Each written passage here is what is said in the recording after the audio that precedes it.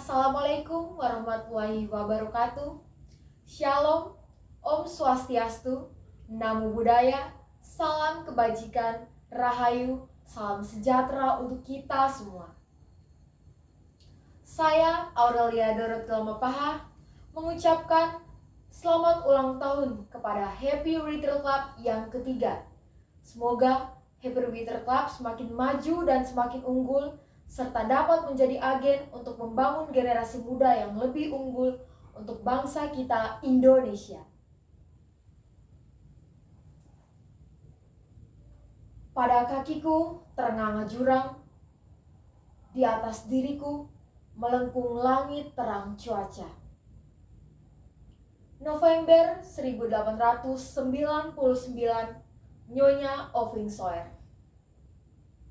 Kadang-kadang kepada orang lain, Bapak berceritakan sesuatu hal kami sama benar dengan yang kami pikirkan, tetapi yang kami diamkan.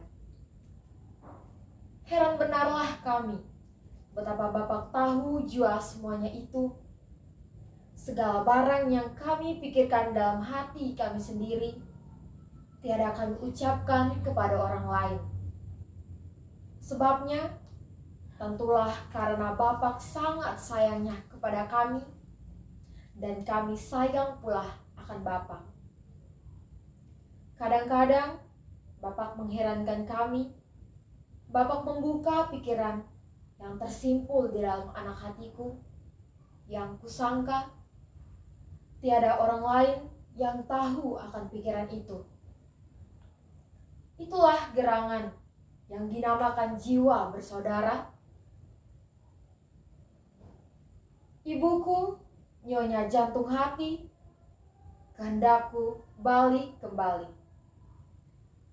Ibu, anak-anak ibu merindukan ibu. Beringinkan mari yang dahulu balik pula kembali. Rindu akan ketika kami bersenang hati bersama-sama dengan ibu. Berjam-jam duduk di kamar ibu. Hati merasa berbahagia. Di dalam kamar tempat ibu membiarkan kami membaca dengan senangnya. Tempat amat banyak kita memperbincangkan perkara yang senantiasa akan terbayang-bayang di antara kita. Aku rindu akan bercakap-cakap, beramah-ramah pula dengan ibu. Bercakap-cakap, membentangkan kepada si ibu segala pikiran yang merentak-rentak dalam kepalaku dan segala perasaan dalam hati yang gelisah ini.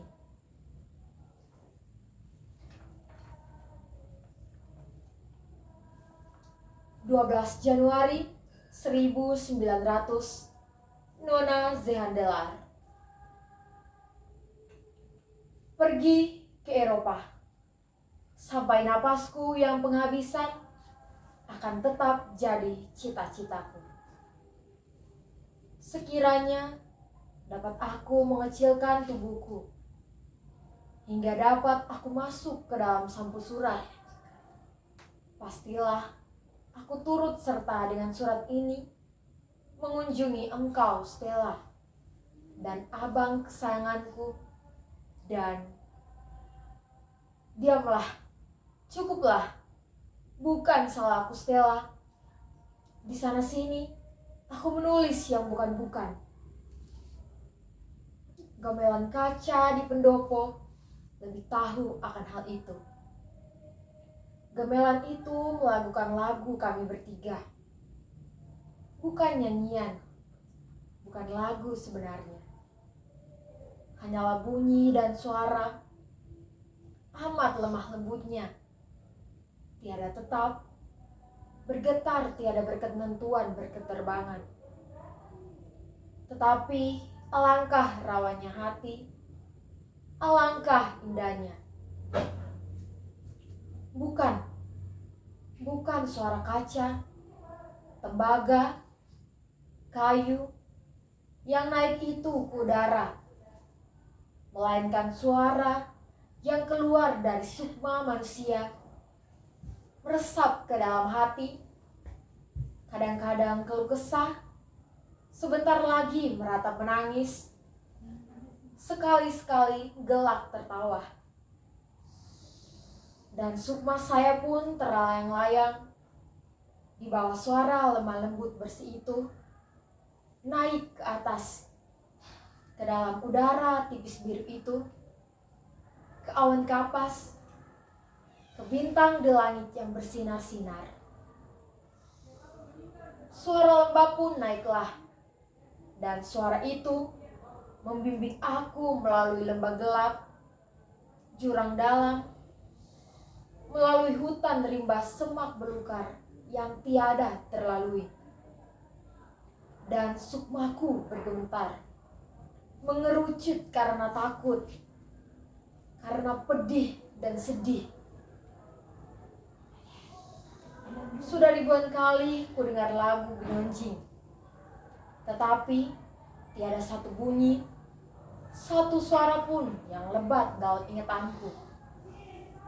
Sekarang gamelan itu sudah berhenti, tetapi tiada satu bunyi pun yang ku ingat. Semuanya sudah hilang dari ingatanku. Sekian bunyi jelita sedih itu yang menjadikan hatiku merasa berbahagia, serta menjadikannya merayu pula sekali. Aku tiada hendak mendengarkan lagu yang menyayukan hati itu, tetapi meski juga aku mendengarkan suara lemah lembut itu yang mengisahkan kepada aku masa yang silam, masa yang di hadapan. Dan napas bunyi terang benderang bergetar itu adalah seolah-olah mengembuskan selubung yang menyelubungi segala rahasia yang akan datang. Dan terang nyata hari ini, lukisan mata yang datang lalu melintasi mata semangatku. Gemetar tubuhku melihat di masa yang di hadapanku itu gambaran yang muram-muram bangkit naik. Aku tiada hendak melihat, tetapi mataku tinggal terbeliak juga, dan pada kakiku ternama jurang yang sedalam-dalamnya. Tetapi bila aku menengadah, melengkunglah langit yang hijau, terang cuaca di atasku, dan sinar matahari keemasan bercumbu-cumbuan bersenda gurau dengan awan putih bagai kapas. Maka dalam hatiku terbitlah cahaya terang kembali.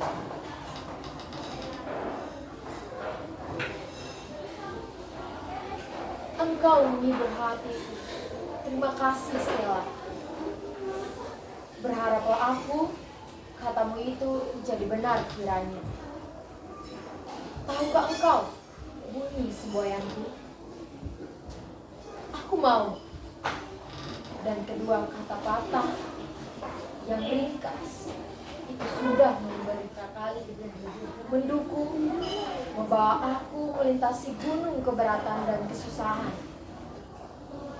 Kata aku tiada dapat melenyapkan rasa berani.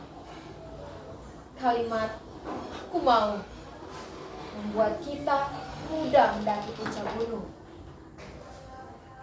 Segenap diriku berani bergembira. Stella, peliharalah api berani gembira itu. Janganlah biarkan padam. Gembirakan hatiku, gembirakan jadi bernyala-nyala. Stella, kasihanilah aku. Jangan aku dilepaskan. Tetap pengajaran, ada bapak menyampaikan nota kepada pemerintah. Stella, kehendak hatiku, dapat kau baca hendaknya nota itu. Kata Bapak dalam nota itu, pemerintah tiada akan sanggup menyediakan nasi di piring bagi segala orang Jawa akan dimakannya.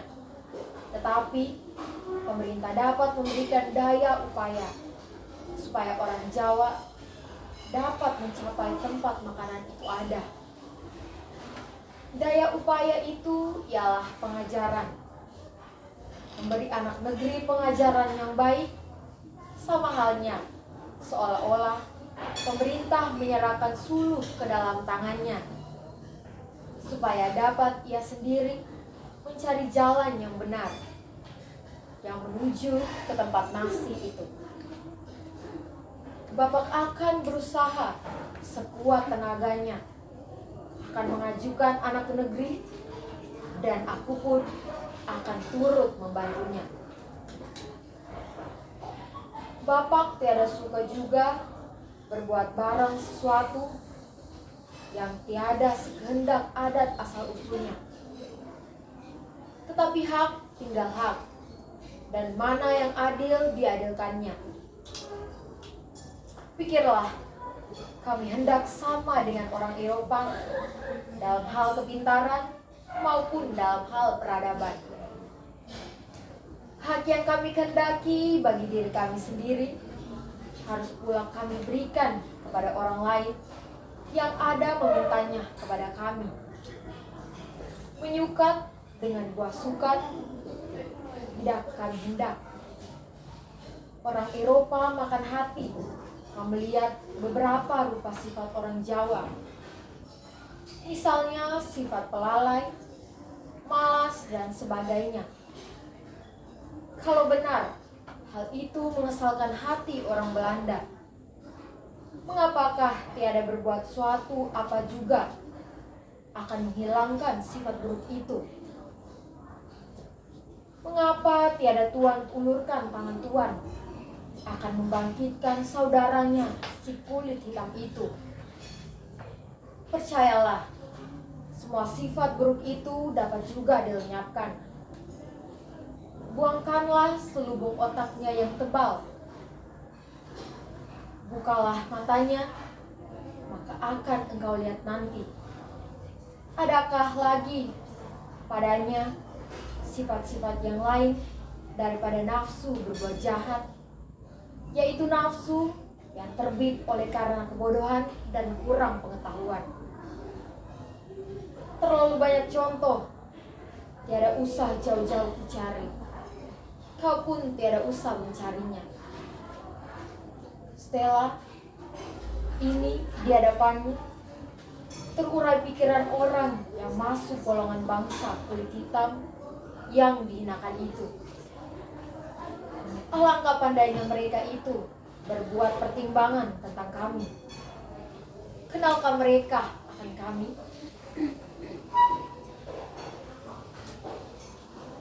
Tidak, sama saja. Seperti kami pun tiada mengenal mereka. Orang Belanda menertawakan dan mencemoohkan kebodohan kami. Tetapi bila kami coba memajukan diri kami, sikapnya pun terhadap kami mengancam. Alangkah sedihnya hati kami. Dahulu, semasa di sekolah, guru dan banyak sesama murid memusuhi kami. Tetapi tidak semuanya guru dan murid itu membenci kami. Banyak juga yang mengenal kami dan menyayangi kami. Sama saja dengan anak-anak lainnya. Banyak juga guru yang berat hatinya memberikan seorang anak Jawa angka yang tertinggi, meskipun sungguh-sungguh ada hak anak itu mendapatkannya.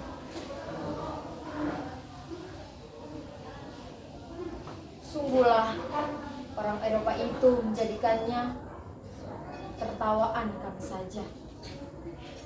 Dia menghendaki kami berbuat hormat kepada mereka, seperti kami diwajibkan oleh adat kami memberi hormat kepada kami orang bumi putra.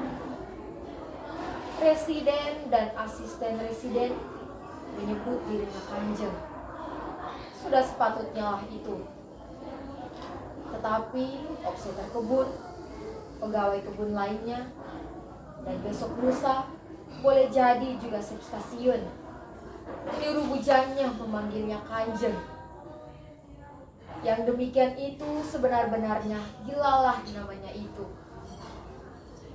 Tahukah mereka itu apakah artinya kanjeng?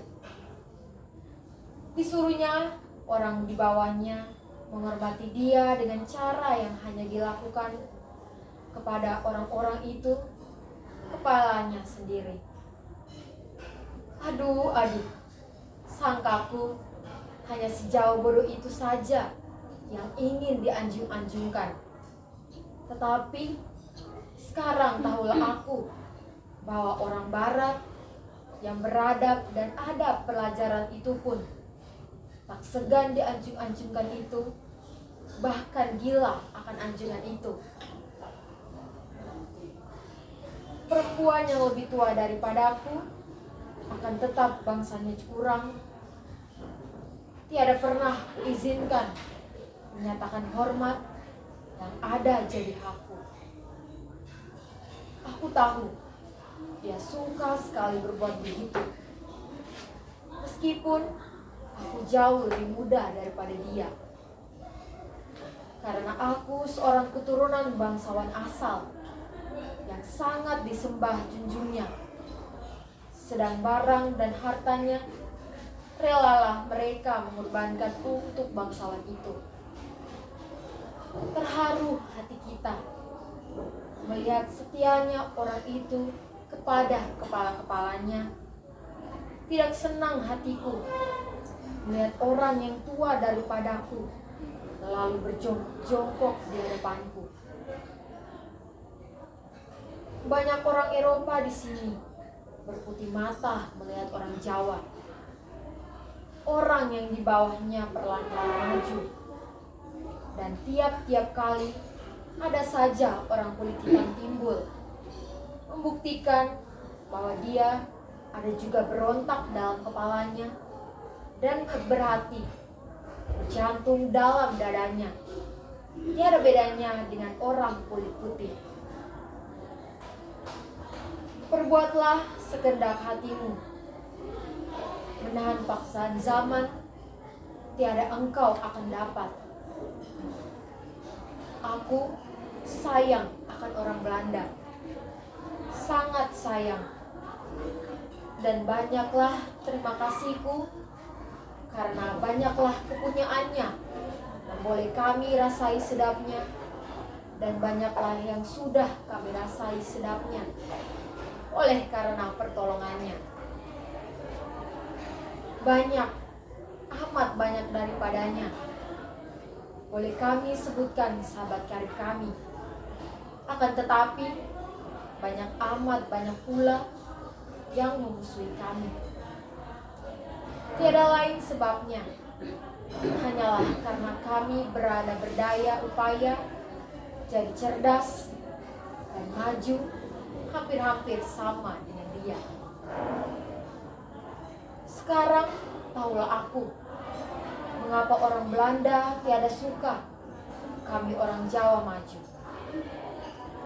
Apabila sejauh itu telah berpengetahuan, tiadalah ia hendak mengiya dan mengamin saja lagi akan barang sesuatu yang dikatakan, dipikulkan kepadanya oleh orang yang di atasnya.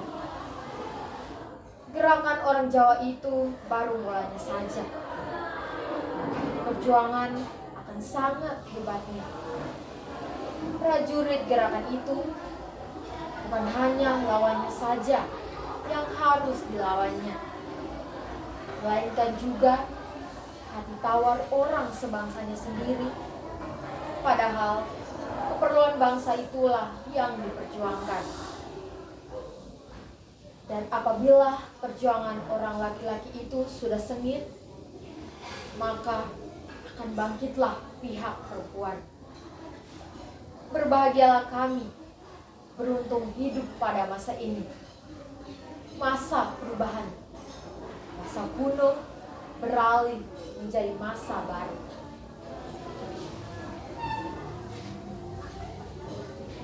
Tuhan tiada peduli mendengar sekian banyak hati sama-sama berdoa. Ibuku, saya yakin seyakin-yakinnya bahwa anak ibu ini tiada akan ada alangan suatu apa. Sudah tentu ibu akan mendapat kabar dengan segera bila kejadian besar itu telah tiba. Selamat malam, ibuku sayang. Terimalah sekali lagi terima kasih kami berdua banyak-banyak. Sampaikanlah salam kami berdua. Dan terimalah sendiri ciuman anak kandung ibu. Kartini. Surat ini ialah suratnya yang penghabisan. Tidak berapa lama kemudian, yakni pada tanggal 13 September 1904, anaknya laki-laki. Dan 4 hari kemudian, R.A. Kartini pulang ke Rahmatullah, berpisah dari mereka dan sayang kepadanya dan sangat disayangnya. Banyaklah orang yang mencintainya dan hatinya merasa sedih. Tetapi pikiran dan rasa yang mulia-mulia yang hidup dalam jiwanya seolah-olah bunga yang menjadi penghibur di hati, menjadikan diri insaf bahwa hidupnya sungguh pun tiada lama. Banyaklah hasilnya mendatangkan bahagia, meskipun dia sendiri tiada dapat menjadi saksinya. Sekian dari saya, Aurelia Dorothy Lamapaha. Terima kasih.